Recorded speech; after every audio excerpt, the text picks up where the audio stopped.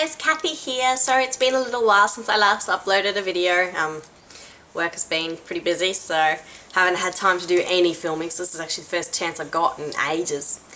But today I am bringing you a review on a line of lipsticks from Wet n Wild, and it is their Megalast lipstick range, and I got 10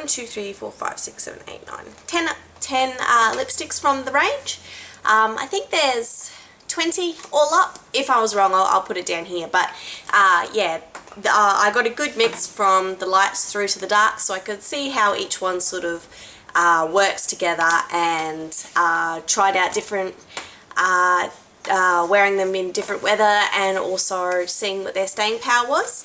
Now obviously with these lipsticks they are all matte finishes, and they were stated to be 4-hour lasting lipsticks, and to be honest, I actually think they were pretty much on the money. You get a lot of companies where they say, oh, it's an 8-hour lipstick, it will last without having to touch up for 8 hours, and generally you only get about 4 hours. So Wet n Wild has actually been honest in their assessment. They say 4 hours, and yes, 4 hours you won't have to touch up. For me, I actually found that for those 4 hours it's absolutely perfect, but then pretty much on the 4 hours, I don't know, maybe it just loses its staying power and it all comes off at once. So you need to go on that 4 hour, go and do your touch up, and you're fine. In terms of monetary value, people in Australia, you're going to love this. They're only $4. Now you do have to buy them online. I get mine from beautyjoint.com. I'll put the link below. But it's a online makeup store which ships all over the world. Wet n Wild is obviously an American, pretty sure it's an American cosmetic company, so hence why you can't buy it in-store in Australia, but at $4 each, even if you don't like the colour, it's not exactly going to break your balance. And shipping prices are pretty reasonable, particularly if you buy a large order, so save up and then say buy multiple products from the site. The shipping is comparatively good, so the more you buy, the more you save, essentially. So yes, yes, their staying power, I do agree, is about 4 hours is about right. And yes, they're cheap. In terms of their packaging, they're, well, come on, at $4 you're not going to expect gold-plated lipstick containers, are you? They're just plastic, they're nothing special.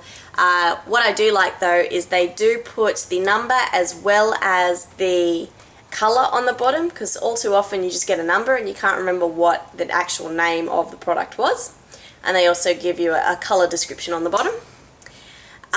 One thing I really don't like, and it'll just mean I'll have to use them up quicker, is you can't wind them all the way down. So there's a bit sticking up at the top, which means when you take your lid off, you're going to have to be very careful. You can already see I've started to impact on the lipstick. When you're putting it back on, you need to make sure you're right over it, otherwise you will hit the lipstick and it will go everywhere and be very messy. So that was one thing not a huge fan of, but my guess is it just made their packaging a little bit smaller. Even I suppose 3mm in terms of packaging may save them thousands of dollars over the whole range. So I can understand why they did it, but it's genuinely a hassle, so would have preferred it not. It does have a flat bottom, so they stand up. I would have also preferred the top to be flat, but unfortunately it's on an angle, so I can't stand them that way and then be able to see what the colour name is, but that's alright. I have gone through and swatched all of these, so I will go through and show how they work. For me personally, I find them to be very creamy. They go on very smooth. They do dry, so once they've dried, if you're a person that's got very dry lips, probably these would not do for you, because they definitely do dry to a dry matte finish, I suppose. So either make sure you have a good lip balm underneath, or continually apply a lip gloss or something to keep your lips moisturised if you have a problem. For me, I have oily skin, my lips stay naturally moisturised, so it was absolutely fantastic for me. Hello, Kato. Yes, okay, so I'll get into the swatches. Alright, so running through the colours, we have Pink Sugar, which is a light flesh colour. It's almost tan light, and it has very little in the way of pink in it. Next you have Think Pink, and this is just a lovely light baby doll pink. I think that this is much better in spring colour as it's almost a pastel. This is just Peachy. It's a light pink with just a hint of a peach to it. It's not really what I would classify as a true peach. This is Rosebud, and it is a mid-tone rose pink. They named it quite aptly, I think.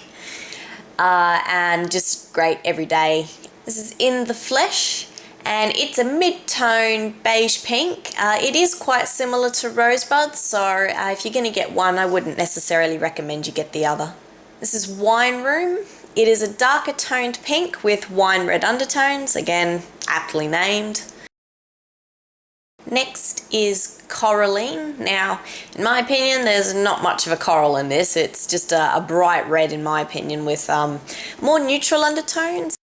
Next is Purty Persimmon, and this is a bright orange red.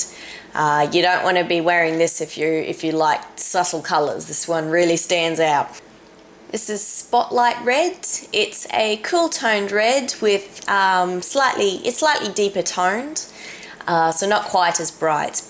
Cherry Picking, which is just a cherry berry coloured red, purplish undertones, very nice. And last but not least, this is Spiked with Rum. It's a dark, very dark wine burgundy. When on, it looks slightly vamp-like, I reckon. So again, probably not for the faint-hearted. If you prefer a neutral look, this may not be the colour for you. So that should give you a little bit of an idea of what the colours look like within the range. Like I said, I did get some from the light, mid-tones and darks.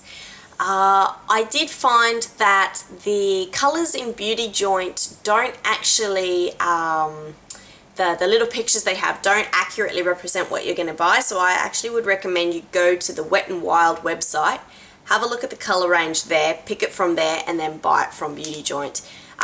Between In the Flesh and Rosebud. I would never have gotten both of them if they had a bit more of an accurate representation of the colours, but on the website at Beauty Joint they look completely different. So it's not an issue, they are different enough that there's going to be times when I prefer one that's slightly pinker, but that's just a little bit of an advice there. So yeah, so final thoughts for me, they are brilliant. I love them, and I think that they will probably become my favourite everyday, even going out lipsticks. I'll probably only use my higher end lipsticks when I'm actually going out for sort of special occasions, so dates and well, whatever else is classified as a special occasion, I suppose. But for just daily wear and going out for a night on the town, I think these are just absolutely fantastic. They are so cheap, and they only take a few weeks to get to you, so if you're in a rush, probably not the best, but if you can wait a little bit of time, 3 weeks, they'll be at your door. And they've got a huge colour range, so no matter what your skin tone is, no matter fair, medium, dark, cool tone, warm tone, neutral, doesn't matter, there will be lipsticks in there for you. So yes, I hope that gave you a little bit of an information about the Wet n Wild Megalast lip colours. If you have any questions at all, please don't hesitate to ask. Please subscribe. Thank you very much for watching, and I'll catch you next time. See ya!